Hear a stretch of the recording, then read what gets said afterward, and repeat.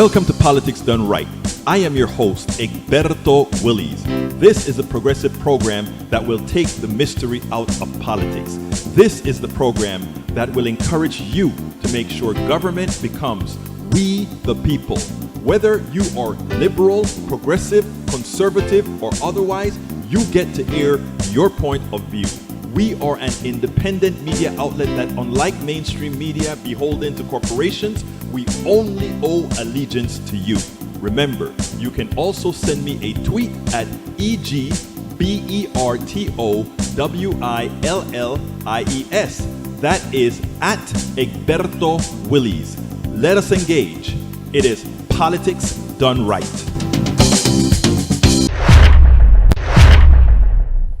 Well, folks, welcome to one more edition of Politics Done Right. I'm Egberto Willies, your host. Thank you so kindly for being a part of the show. We're going to have a great show for you today, as usual. Michael Rudnin, persistent sore throat and cough. Antibiotics didn't remedy. If it's viral, it's not going to be remedied by antibiotics, but some sort of antiviral. And time trying to find a ear, nose, and throat specialist that takes my insurance. Nearest ones are in another borough. Damn, meaning I have to risk a subway ride.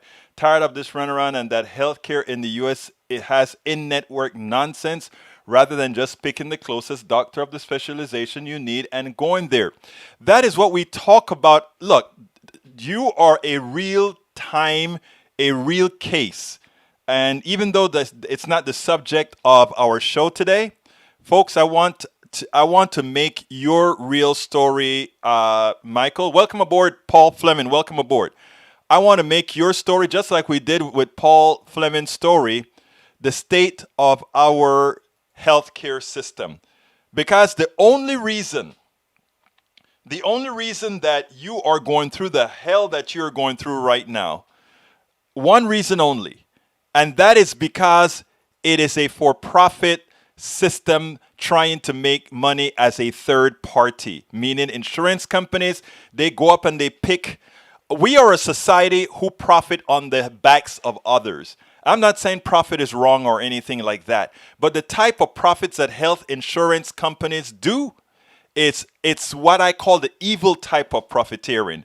Because look at, in order to create a healthcare market in a capitalist system, you have to go through that issue that you're going through, Michael Rudnin. You have to find a doctor in network. That doctor in network may have had to make a deal with insurance company A that doesn't have anything or know anything about your vicinity.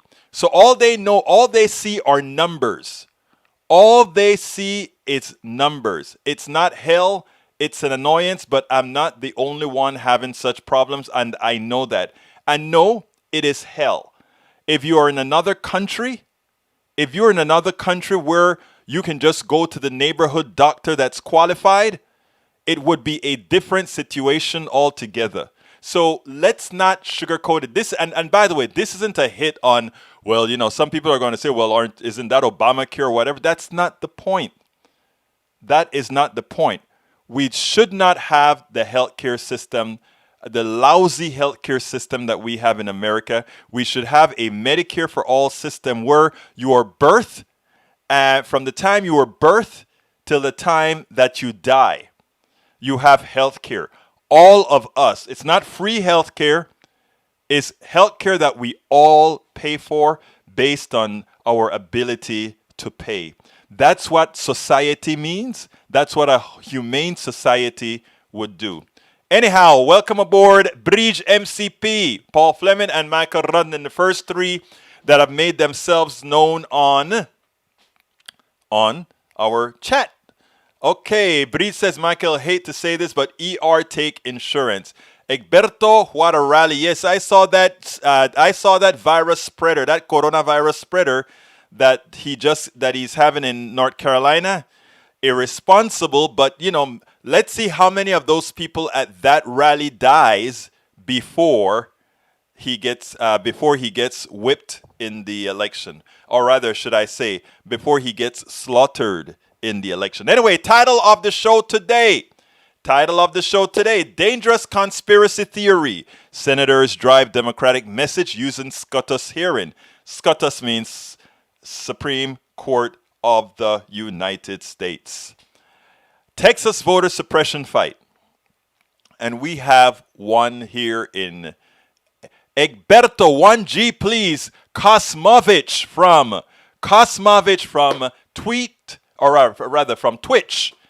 Come on, man. Not 2 eggs. You don't want to call me with 2 eggs. I try not to splatter those things on my head too often. Hola, ¿cómo estás, Kosmovich? Great. Anyhow, so Democrats made great use of the SCOTUS nominee hearing to drive their message. Will conspiracy and voter suppression be enough for Trump? I don't think so. But hey. So what are we covering? We have 4 major subjects, and then we'll let you dictate where we go from there. As usual, this is your show. Always remember that. Senator Sheldon Whitehouse decimates Trump and Cornyn for using Amy Coney Barrett to kill the Affordable Care Act. Número 1, Uruguay, South America. Estás en Uruguay. Me gustan los uruguayenos. Oh, no. ¿Cómo se dice uruguayense? No recuerdo cómo se dice eso. Anyhow, Kamala Harris opening remarks slams the SCOTUS nominee hearing as a potential virus spreader and an undemocratic usurpation of power. Uruguayos, that's how you say it. Exactly. What can I say? And this conspiracy theory infecting some in America can infect an election. And lastly, in Harris County, the biggest county in Texas, most populous county, we have a young young clerk. He is doing a marvelous job, and he was interviewed on MSNBC. We're going to play that as well. Pieces of it, that is.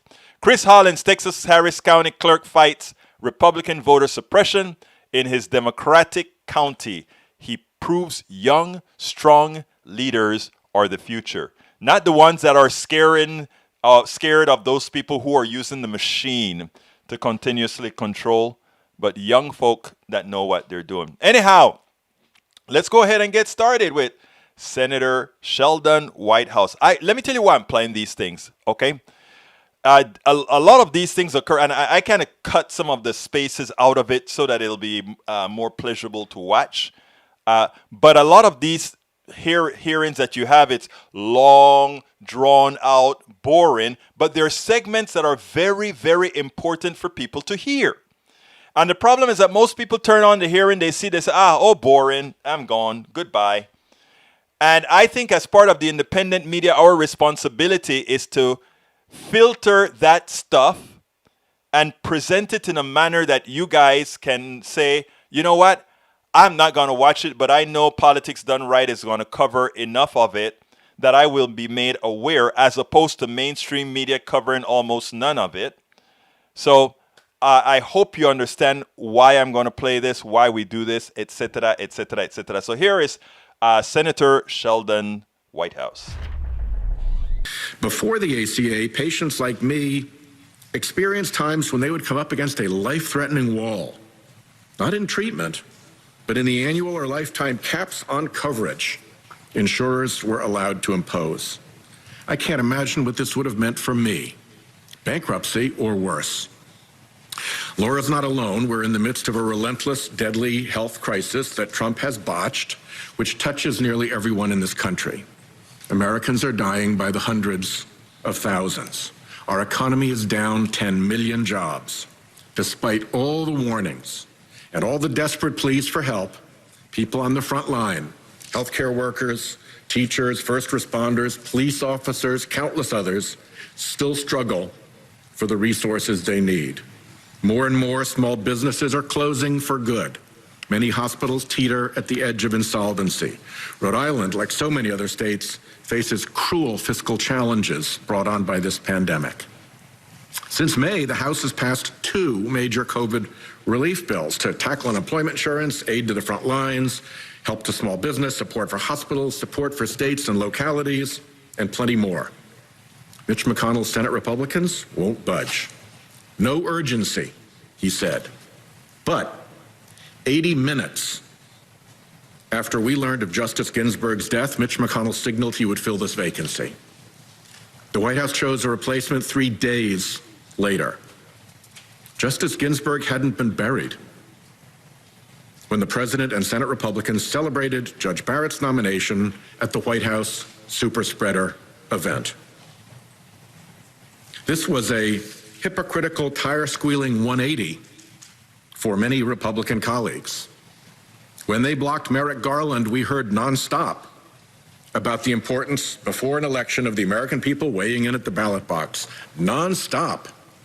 That you shouldn't have a nominee appointed to the court after the primary season had begun.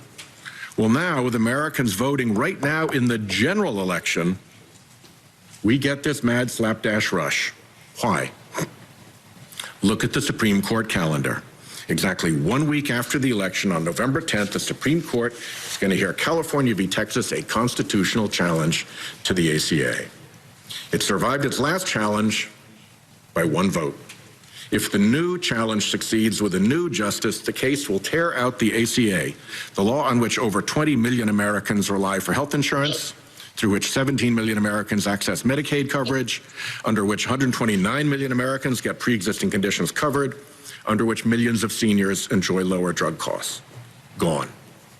And make no mistake, this nominee's signals on the ACA and on respect for the ACA precedent are clear. Clear enough to move her to the top of the big donors list. Just 3 years ago, she wrote that Chief Justice Roberts pushed the Affordable Care Act beyond its plausible meaning to save the statute. In 2013, she wrote that stare decisis is not a hard and fact rule in the court's constitutional cases, the ACA being a constitutional case. Clear signals that are likely why she's before this committee now. So back to Laura. With stories like Laura's coming in from around the country, why would we rush forward? Well, the answer isn't pretty. There's a promise to big donors that must be kept. When David Koch ran for vice president, he campaigned on getting rid of Medicare and Medicaid. Imagine his fury when Obamacare passed. His groups are spending millions right now on this nomination. Republicans in Congress tried and failed to repeal the ACA more than 70 times. It's in the Republican Party platform for justices to reverse the ACA decision. Trump has over and over said this is his reason. And now we're in this mad rush to meet the November 10th argument deadline. And colleagues pretend this isn't about the ACA. Right. The travel of the ACA case leads to one senator's doorstep. In a Politico article yesterday, the senior senator from Texas tried to say that this rush process isn't targeting the ACA. But look at the record. The district judge in Texas who struck down the ACA in the case, now headed for the court, is a former aide to the senator, who's become what the Texas Tribune calls the favorite for Texas Republicans seeking big judicial wins like torpedoing the ACA. The senior senator from Texas introduced in committee the circuit court judge who wrote the decision on appeal striking down the ACA. Senator Cornyn has filed brief after brief arguing for striking down the ACA. He led the failed Senate charge to repeal the ACA in 2017. He said, I've introduced and co-sponsored 27 bills to repeal or defund Obamacare and have voted to do so at every opportunity. And now, talking about socialized medicine, the old Republican battle cry against Medicare, Senator Cornyn and all of our colleagues on this committee are pushing to get this nominee on by November 10th, the time needed to strike down the Affordable Care Act. Please don't tell us this isn't about the Affordable Care Act. From Cornyn judge to this nominee, hop, hop, hop. When Texans lose their ACA health care protections, hop, hop, hop, to see whose doorstep it's on. Lost in this hypocritical rush is the legacy of Ruth Bader Ginsburg. Let me close by remembering her for a minute in this unseemly charade. She fought for equality, equity, and dignity. She forged a path for women in the law, to Harvard Law School, to the pinnacle of legal academia, to the apex of legal advocacy, and on to the Supreme Court, where she defended women's reproductive rights, Gonzalez v. Carhart, the rights of workers, Ledbetter v. Goodyear Tire and Rubber, voting rights, Shelby County v. Holder, the rights of immigrants, Homeland Security v. Regents, and countless other freedoms. In her work, she bent the arc of the moral universe toward justice for all Americans. How fitting that she should be the first woman to lie in state in our United States Capitol. As to this charade, big donors may love it, but Americans see what's going on. They see this ugly, hasty, hypocritical power grab, and they know what it means for their health care in the midst of a pandemic. For Republicans, there is no washing your hands of responsibility for the results that your president has told us will ensue. We spend a lot. That is so important what he talked about. And this stuff was so well orchestrated.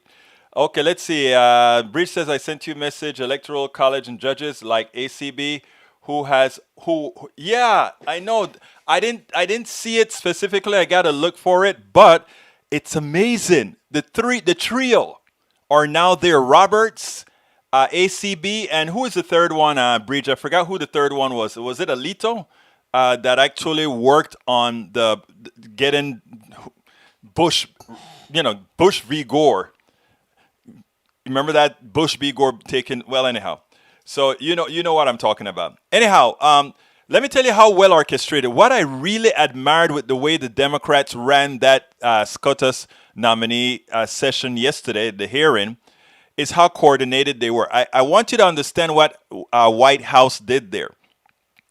Texas is a participant in the suit to get the Supreme Court to throw out the entire ACA on what I think is called severability, meaning, well, since the mandate has gone to zero, that means that the law cannot stand, it cannot be severed, and therefore should be kicked out completely. That's what Texas is doing. And who is the senator from Texas that has attempted to get rid of Obamacare for over 27 times? Cornyn, who is in a very big battle in Texas and could lose. Cornyn. Okay? So here we have this orchestration of Democrats saying, we are going to play this exactly right. Remember, Cornyn wants ACB on the courts. In other words, he wants Justice Barrett on the court to fulfill what he has been trying to do for such a long time. What is interesting is here in Texas, he's kind of backing away from it. When he's campaigning here in Texas, he's no longer talking about let's repeal Obamacare. He's no longer wanting to do any of that. He's acting as if, and by the way, I don't agree with Trump on all these things. Trump has not been a very good president here. It's a different Cornyn trying to hold on as best he can to the seat here in Texas. And what we're hoping is Hager take care of business and get him to hell out of being this Texas senator, because what he has done is by having the law written in such a manner, he has murdered many of his Texas citizens or he was an accomplice. Because he couldn't write the law and he's not in the Texas state legislature. He is an accomplice. Kavanaugh, thank you very much, Breach MCP.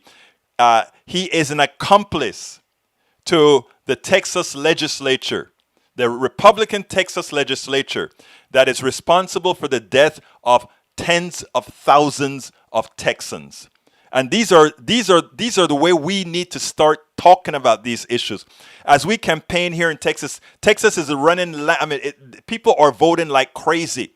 As we approach those lines that are beyond the 100 meters where we can talk to people, we have to make sure and let them know. Remember, the current government of Texas has killed your cousin, your relatives, your friends by not giving them the insurance that we as Texans are already paying for. We have to get that message out. And folks, more than anything else, please remember, go ahead and vote. If you have not yet voted, please, if your state has early voting, please go vote early. Please call your friends, your acquaintance who you know will vote the appropriate way. And notice I'm saying that outrightly. People who are going to vote for the betterment of Americans, for the betterment of Texans, for the betterment of everybody else. Please get them to the polls. If they need a ride, find a way to get a ride for them. But we have to win this thing. Texas is about to flip, and we can do it actually this cycle. The lines that are forming out here with Democrats, we can actually do it this cycle. So please, the polls are correct, but they have to be realized. Remember that. The polls are correct. We are absolutely leading by a bunch. But what we cannot, but it only will be realized is if we who have told the pollsters how we're voting or who we want, if we go out there and execute the vote. You know, a lot of people are saying, Egberto, don't be telling people that we are ahead, because then they're not going to vote. No, if they don't, you see, we have to treat people like the intelligent beings that they are. If the polls say it's going to be a landslide, the only way it's going to be a landslide is if you still execute the vote. We have to let people be adults, mature. Let's leave the childlessness, childish stuff for the right. The people who believe in QAnon and all that kind of stuff. Let's leave that for those people. All those people that believe in QAnon, all those people that follow Donald Trump as he kills them as he pollutes them with coronavirus, as he brings them into the fold. You know, a lot of these people, their mother may be home with a cold, their father may be homesick, their aunt may have been going to work, and they go to one of Trump's rallies. And Trump is saying, oh, it's easy. Look, I got over the virus. I am strong. You can be strong too. You can get over the virus. All these things that he's doing out there, he's killing people. He's killing people. And they take it home. They don't have Trump's health care. And the little that they have, he is trying to take away. The little that he has, he's trying to take away. So folks, let's go ahead and listen to our Kamala Harris. I want you to listen to this entire one as well, please, because she also was very good in talking about what this Supreme Court justice means, but not only that, using this platform to put across what the democratic message, the correct message, the progressive message is supposed to be. So let's check that out and take it on the other side. This hearing has brought together more than 50 people to sit inside of a closed-door room for hours while our nation is facing a deadly airborne virus. This committee has ignored common-sense requests to keep people safe, including not requiring testing for all members, despite a coronavirus outbreak among senators of this very committee. By contrast, in response to this recent Senate outbreak, the leaders of Senate Republicans rightly postponed business on the Senate floor this week to protect the health and safety of senators and staff. Mr. Chairman, for the same reasons, this hearing should have been postponed. The decision to hold this hearing now is reckless and places facilities workers, janitorial staff, and congressional aides and Capitol Police at risk. Not to mention that while tens of millions of Americans are struggling to pay their bills, the Senate should be prioritizing coronavirus relief and providing financial support to those families. The American people need to have help to make rent or their mortgage payment. We should provide financial assistance to those who have lost their job and help parents put food on the table. Small businesses need help, as do the cities, towns, and hospitals that this crisis has pushed to the brink. The House bill would help families and small businesses get through this crisis. But Senate Republicans have not lifted a finger for 150 days, which is how long that bill has been here in the Senate, to move the bill. Yet, this committee is determined to rush a Supreme Court confirmation hearing through in just 16 days. Senate Republicans have made it crystal clear that rushing a Supreme Court nomination is more important than helping and supporting the American people who are suffering from a deadly pandemic and a devastating economic crisis. Their priorities are not the American people's priorities. But for the moment, Senate Republicans hold the majority in the Senate and determine the schedule. So here we are. The Constitution of the United States entrusts the Senate with the solemn duty to carefully consider nominations for lifetime appointments to the United States Supreme Court. Yet the Senate majority is rushing this process and jamming President Trump's nominee through the Senate while people are actually voting, just 22 days before the end of the election. More than 9 million Americans have already voted, and millions more will vote while this illegitimate committee process is underway. A clear majority of Americans want whomever wins this election to fill this seat, and my Republican colleagues know that. Yet they are deliberately defying the will of the people in their attempt to roll back the rights and protections provided under the Affordable Care Act. And let's remember, in 2017, President Trump and congressional Republicans repeatedly tried to get rid of the Affordable Care Act. But remember, people from all walks of life spoke out and demanded Republicans stop trying to take away the American people's health care. Republicans finally realized that the Affordable Care Act is too popular to repeal in Congress. So now they are trying to bypass the will of the voters and have the Supreme Court do their dirty work. That's why President Trump promised to only nominate judges who will get rid of the Affordable Care Act. This administration, with the support of Senate Republicans, will be in front of the Supreme Court on November 10th to argue that the entire Affordable Care Act should be struck down. That's in 29 days that'll happen. And that's a big reason why Senate Republicans are rushing this process. They are trying to get a justice onto the court in time to ensure they can strip away the protections of the Affordable Care Act. And if they succeed, it will result in millions of people losing access to health care at the worst possible time, in the middle of a pandemic. 23 million Americans could lose their health insurance altogether. If they succeed, they will eliminate protections for 135 million Americans with pre-existing conditions like diabetes and asthma, heart disease, or cancer. A list that now will include over 7 million Americans who have contracted COVID-19. Insurance companies could deny you coverage or could sell you a plan that won't pay a dime toward treating anything related to your pre-existing condition. If the Affordable Care Act is struck down, you will have to once again pay for things like mammograms and cancer screenings and birth control. Seniors will pay more for prescription drugs, and young adults will be kicked off of their parents' plans.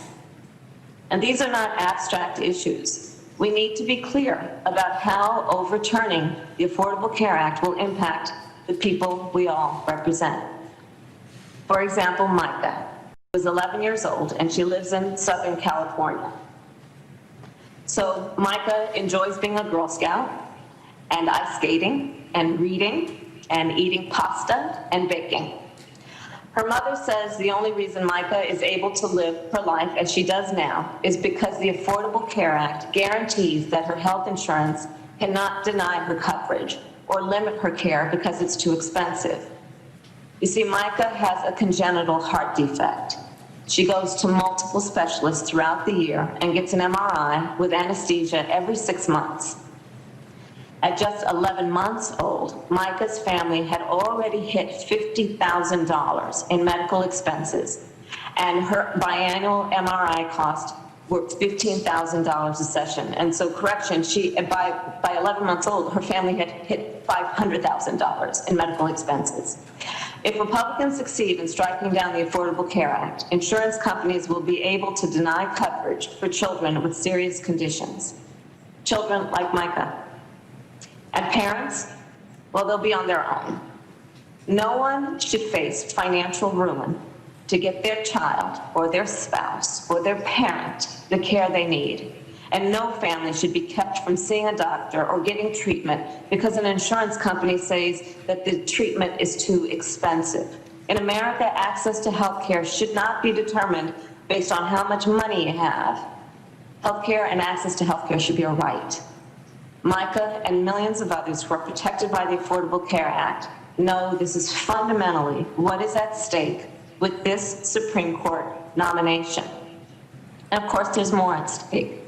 Throughout our history, Americans have brought cases to the United States Supreme Court in our ongoing fight for civil rights, human rights, and equal justice. Decisions like Brown versus Board of Education, which opened up educational opportunities for Black boys and girls. Roe versus Wade, which recognized a woman's right to control her own body. Loving v. Virginia and Obergefell v. Hodges, which recognized that love is love and that marriage equality is the law of the land. The United States Supreme Court is often the last refuge for equal justice when our constitutional rights are being violated.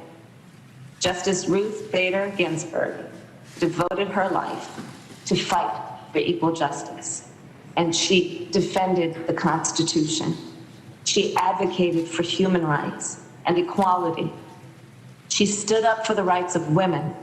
She protected workers. She fought for the rights of consumers against big corporations. She supported LGBTQ rights, and she did so much more. But now, her legacy and the rights she fought so hard to protect are in jeopardy.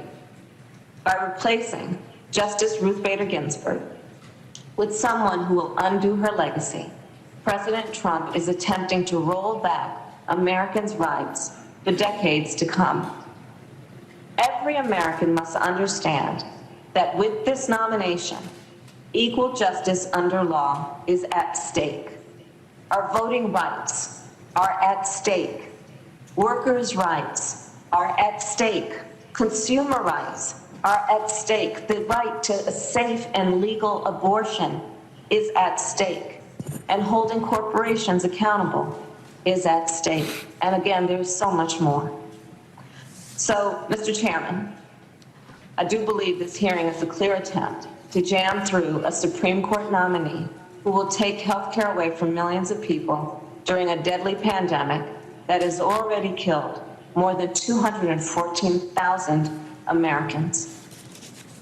I believe we must listen to our constituents and protect their access to health care and wait to confirm a new Supreme Court justice until after Americans decide who they want in the White House.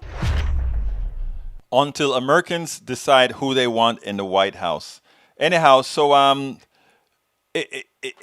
what I love is that there was a coordinated effort with all the speeches by Democrats, and hers excelled as well as White House, Sheldon Whitehouse excelled in putting the message out. Let's see, why does this woman ACB have no empathy? None. It is because she has money. Listens to her man or just an a-hole. Why don't we just call it what it is, Bridge MCP? Likely all three. Anyhow, folks, thank you so kindly for watching. Listen, this is a point in the show where I do a 2-minute pitch, okay? And this 2-minute pitch is to say, please become a subscriber of Politics Done Right. That is how we can keep independent media going forward. If you're on YouTube, please go ahead and click that join button. If you click join and join us now, I will give you your kudos right here on air. And when I play it at KPFT or wherever I play it. But anyhow, if you're not on YouTube right now, I've just entered the link where you can actually go ahead and click on it to subscribe to our YouTube channel. We're going to have a lot of gotchas, give me's, all that good stuff there when we do that. Let's see. Tim White says, if the Cheeto is so convinced he's going to win, why are they... Good one, Tim. I love that. Anyway, those of you who are on other platforms, you can become a member on YouTube by that link that I just entered into the live chat. Alternatively, you can become a patron. We need a lot of patrons as well. Here's the link. It is politicsdoneright.com/Patreon, Patreon, politicsdoneright.com/Patreon, Patreon. Likewise, you can provide support via PayPal. That is politicsdoneright.com/PayPal. Politicsdoneright.com/PayPal. Please consider getting, actually, I'm going to say, please go get our book. The new book is It's Worth It, How to Talk to Your Right-Wing Relatives, Friends, and Neighbors. And you can get it at this link, which is our Amazon link directly to the book. If you buy it at Amazon, of course, you can rate it at Amazon as well. But alternatively, if you want a autographed copy of the book, you can buy it directly from our store, which is at politicsdoneright.com/store. Again, that is politicsdoneright.com/store, where you can get our book. What is it called again? It's Worth It, How to Talk to Your right-wing relatives, friends, and neighbors. But you know what? I have other books that I've written as well. The real one, what I like to say, the book that talks about an economy the way you would want it as well. It's this one here. As I See It, Class Warfare, the only resort to right-wing doom. This was the first political book I wrote. This one here is an important one, especially for our times. And of course, you guys know I've had my weight problems in the past. This is how I licked it. Lose weight and be fit now. I did it my way. You will do it your way. And I give you advice on how to do it your way. Anyhow, we are going to get back. Oh, I don't have yesterday I was showing people what else they could get at the store, right? So I was showing my cup. And Bridge says, Egberto, stop showing the damn cup. Show us a mask. I'm going to show you the mask as soon as I get those in. Those should be coming in anytime in the next few days, I hope. But yeah, there's masks and T-shirts and all that kind of good stuff out there. So check out our store, politicsdoneright.com/store. politicsdoneright.com/store. Okay, let's get back to the program. Let me first salute all the great people in here. Bridge MCP, welcome aboard. Daniel Ledo, welcome aboard. No, that's me. Bridge MCP, welcome aboard. Tim Whites, welcome aboard. Paul Fleming, welcome aboard. Tank 28, welcome aboard. Let's see, who else am I missing? I'm going up the line. Man, you guys have a lot of messages, and trying to kind of pick that out of the message, sometimes it's difficult. So bear with me. If I missed you, forgive me. Janet Duffy Graver, welcome aboard. Let's see, Kienmas. Kosmovich, welcome aboard. Let's see, who else is here? Kosmovich, call me Egg. Come on, Kosmovich. Okay, let's see. I got some new messages under there. Haha, sorry. Okay, folks, let's go ahead and continue with the program. As you guys know, there's been a lot of conspiracies. Have been a lot of conspiracies going on.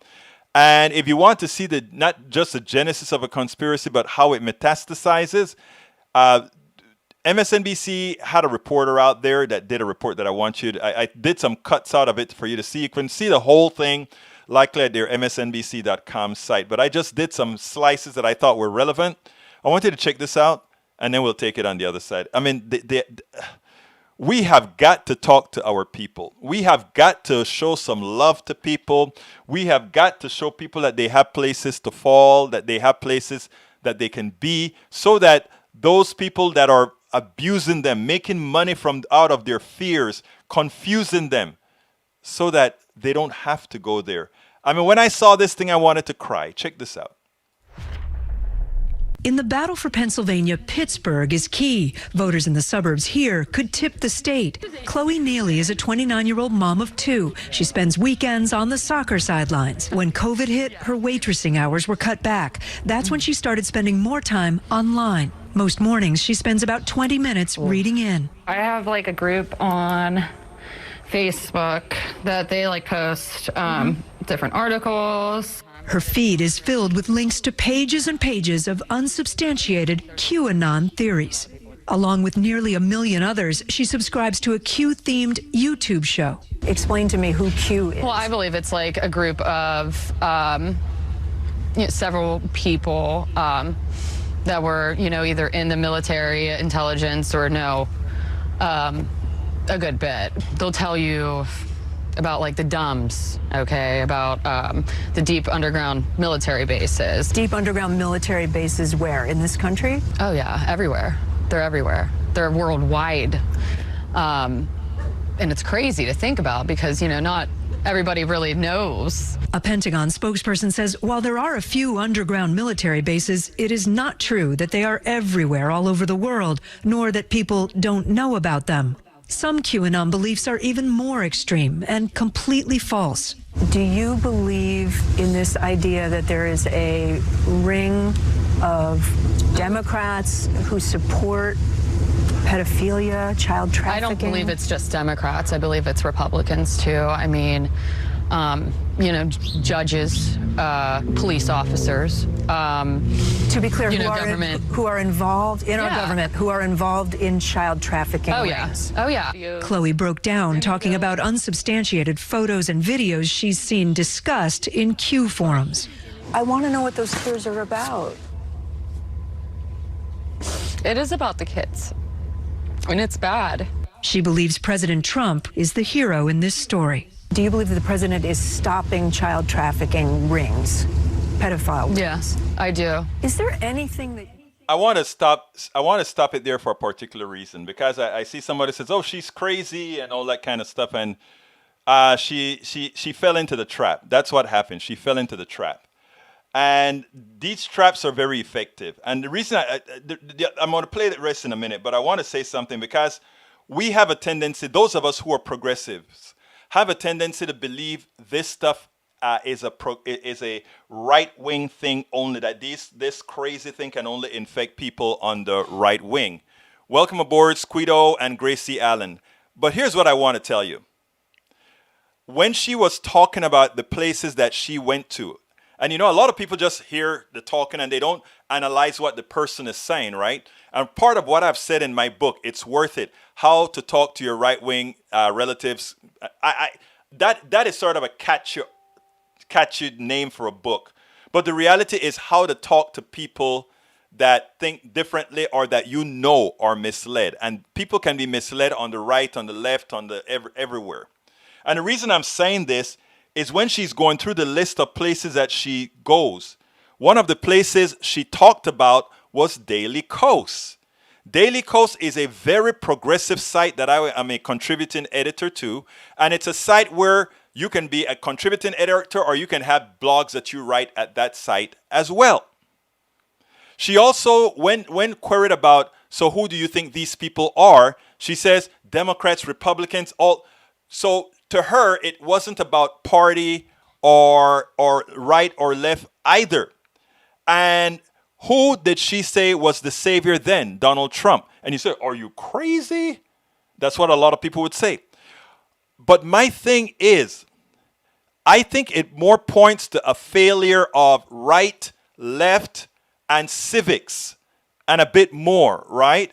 Because there are people that are susceptible to cues. And those people who listen to, let's say, myself or TYT or these other things, some of the people who listen are also just as susceptible. Good for them that they're listening to a source that's to most of us are credible. But suppose they got to a source that wasn't, but that gave the semblance of credibility. The semblance of credibility. It can happen to many. Most of you here are strong. Most of you here are strong in your beliefs. You know reality, your reality base. One of the things that I talk about in my book that I think it's important is all of us that know better, somehow, for people just don't have the patience to do it.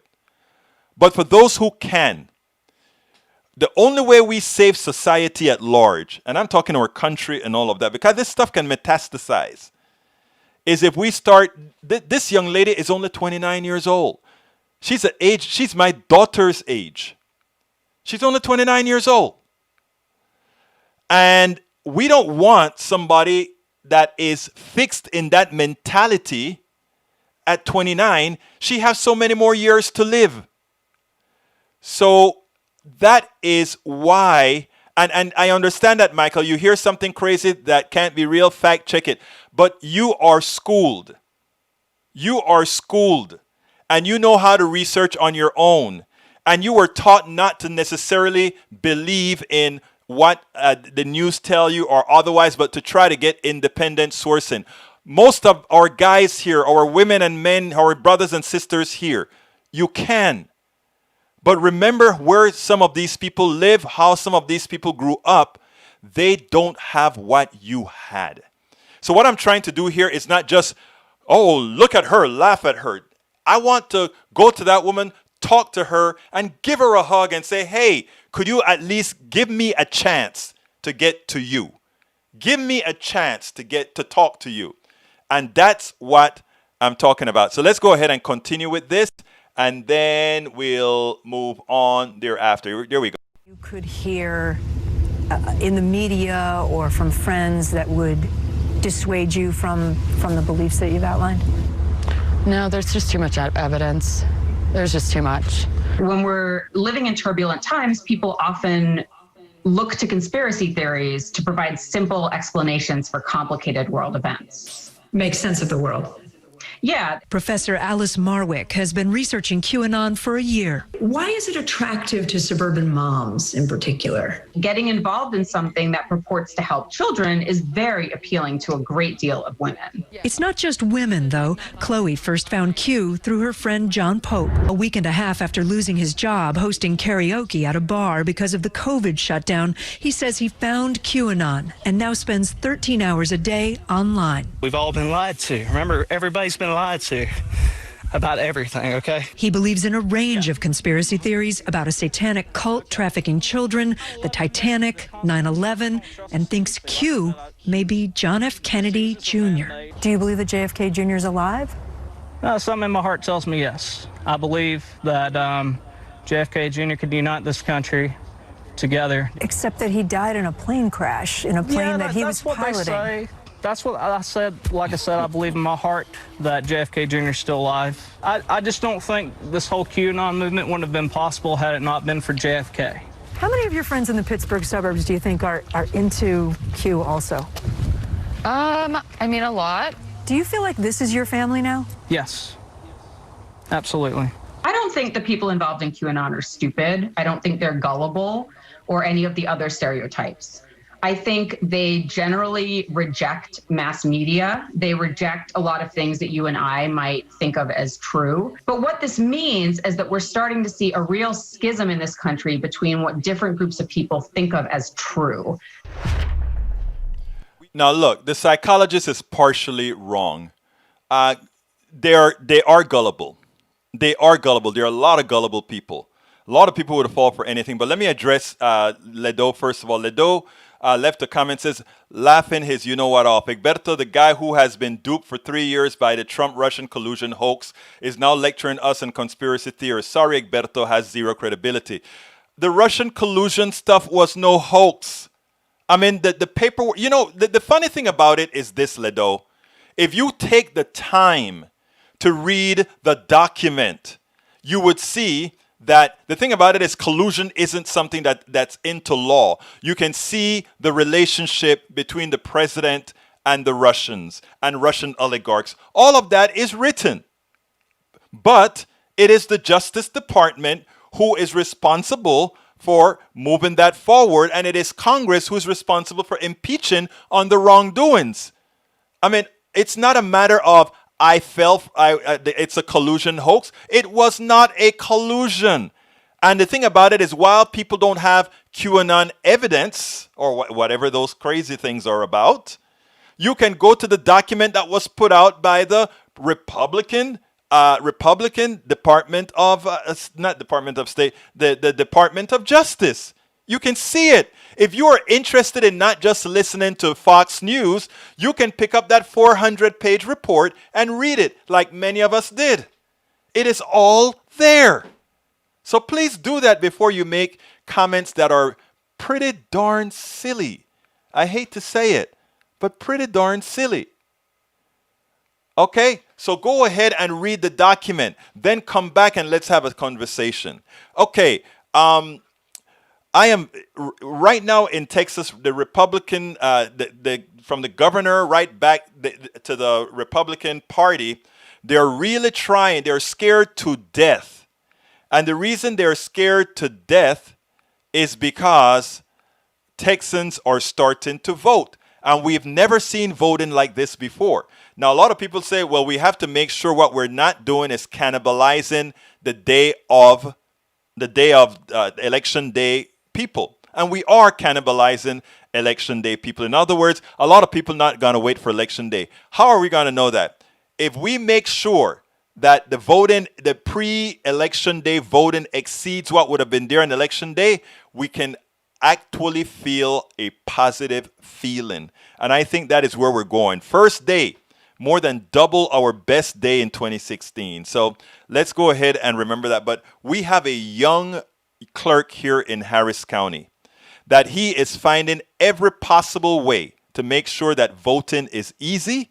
This is what our representatives are supposed to do. Now, it's funny because while in Texas, we are trying to take away voting drop boxes, and the Republicans are saying, oh, that is dangerous, that can be manipulated. It's ironic that in California, not the state, but the Republican Party is putting drop boxes all over the place. And we don't know what they're going to do as far as the collection of the ballots in those drop boxes are going to be. And I don't remember hearing too many Republicans say, hey, that is dangerous, that could be manipulated, because there are enough track backs on these ballots so that people can know, one, was their ballot received? Two, is your ballot being processed? So those are, well, you know what they are. They make no sense. But check out our Chris Hollins and how he's taking care of Harris County. With me now from Texas is Chris Hollins. He's the Harris County clerk. Harris County, Chris, has a lot of Democratic voters. This judge apparently just tossed out this rule that the governor was trying to institute, that there could be only one ballot drop-off location. There's been a back and forth in the courts over this. Is this the ruling now that's going to stand? Will there be more ballot drop-off locations in Harris County? Well, we don't know if there's any end to this litigation, to be totally frank with you. And so for now, we're making sure that the single location that we do have is accommodating for voters. We've expanded the capacity for that voting location. But we know that this act of voter suppression by the governor should not stand. A county like Harris County, which is the size of Rhode Island, who has 39 drop-off locations, by the way, shouldn't be limited to a single one. So that's wrong, and we're continuing to fight. You know, I knew it was a big county. I didn't realize it was the size of even a small state. Are you not allowed to put up more ballot drop-off boxes? I mean, is there a stay on this that says that nothing can happen until it's gone all the way through the courts, as high up as it will go? So as of now, the Fifth Circuit has issued an injunction that requires us to have a single location. The litigation that you're speaking of just came through moments ago, and so we're working with our legal team to understand the implications. But we also want voters to know that you have over 120 voting locations across Harris County, triple the number from 2016, more than ever before. And we're excited that over 300,000 voters have already cast their votes here in Harris County, which is more than the entire state of Georgia, who you just covered a moment ago. There's also drive-through balloting. There's curbside balloting. Talk to me about the ways in which voters can get out in Harris County, even if it's not by dropping it off at what is currently just the single drop-off location. Right. Well, we've offered drive-through voting for the first time in the history of Texas. Later in a couple of weeks, we're offering a day of 24-hour voting for the first time in the history of Texas. And we're trying to give every single voter every opportunity to cast their ballots and to do so safely and conveniently. And so we're thrilled that so many voters, regardless of their party, are coming out to cast their ballots and have their voices heard this November. Do you anticipate there to be a swing in Texas? Do you anticipate Texas turning blue potentially in this election from what you've seen so far in terms of voter enthusiasm? Well, Texas is certainly the biggest battleground state in this country. And now with 38 electoral votes on the line, the stakes are high. And so there's no, reason that we shouldn't expect so many voters to be excited right now. But we'll wait, and we're going to count those votes on Election Day, and we'll see who wins. And we will see who wins. And by the way, Brige MCP, they're already taking legal action. They have until Thursday, today, to decide what they want to do, whether they're going to remove them or not. and thereafter the state said they would start the legal process. I think that is a part of the legal process. I'm not exactly sure, but they are taking that into account. They are going to take legal process. But I mean, as it turns out, Republicans are usually wrong and strong, right? They'll go out and just do stuff. Democrats think about what does it mean? Is it ethical? Do we need to do this? Should we do this? Republicans just go do it, right? And what we're saying is in our current politics, we are going to have to get people who are willing to do that until we get rid of the cancer. And when we get rid of the cancer, go back to a civil modus operandi. In other words, there are times you have to fight hard and nasty, and then you can go back to civility after you have eradicated the disease, right? In other words, if you take a look at how chemotherapy works, chemotherapy goes in there and it lambasts the cells with poison. Of course, it has an affinity. The poison is directional, right? It has an affinity to go to the cancer cell, but in the process, it can affect good cells as well. But that's the only way to get rid of the cancer. Sometimes we have to do that, and that is what I think Democrats are going to realize, or that's going to do when they take over the Senate, this House, the presidency, and they're going to notice that they're going to have to mitigate all the damage, the undemocratic damage that Republicans have done as a minority party. People have a party that received less votes, a party that cannot get legislation through, but somehow want to maintain power. They are going to have to force them to do, or rather not force them, they are going to have to implement what the will of the people, the will of the Americans have told them they want to do. Folks, we are coming to the end of the show. The name of my book, It's Worth It, How to Talk to Your Right-Wing Relatives, Friends, and Neighbors. Please go ahead and get it. You can get it at this link that I'm just posting here, the Amazon link. You can get it there. Or if you want to have an autographed copy, any copy that's purchased at our store, I am the one shipping it out, and I autograph it before I ship it out. So that you can get at politicsdoneright.com/store, politicsdoneright.com/store, where you can get a whole lot of our other products. If you are on YouTube, please click that join button. Please click the join button, become a member. We are just building up our YouTube membership right now. We intend to have a whole lot of fun, not only till the election, but after the election, we're going to have things where we bring people in. I mean, we have a lot of plans that we're working on, but what we need to do is create that big membership base on YouTube. Please help us do that. Just click that join button, join the family. And those of you who are not on the YouTube platform right now, I'm going to put a link where you can actually join right here. That is the link. I've just posted it. politicsdoneright.com/YouTube. politicsdoneright.com/YouTube. Provide support via politicsdoneright.com/PayPal. politicsdoneright.com/PayPal. Or become a Patreon. Please do so by going to politicsdoneright.com/PATREON. politicsdoneright.com/Patreon. Look, I appreciate you all. I thank you all for being a part of the family. I thank you all for coming out and spending this time with us. We'll continue to do this. Remember, this is only the beginning. Getting back the presidency and the Senate in November, it's only the beginning. We have a lot more to do after we do that. After we get the Senate and the presidency, it's just the beginning. We can only get the presidency and the Senate is if you go out there and vote. And not only think about yourself, but please make sure everybody go out there and vote. Yes, Rudnin, I am sorry. I will read all the messages after the show. I will make sure to read all the messages after the show. So, folks, please go out there and vote. Vote and take someone with you. Take 5 people with you. My name is Egberto Willies. This is Politics Done Right. And you know how I end this, baby. I am what? Out!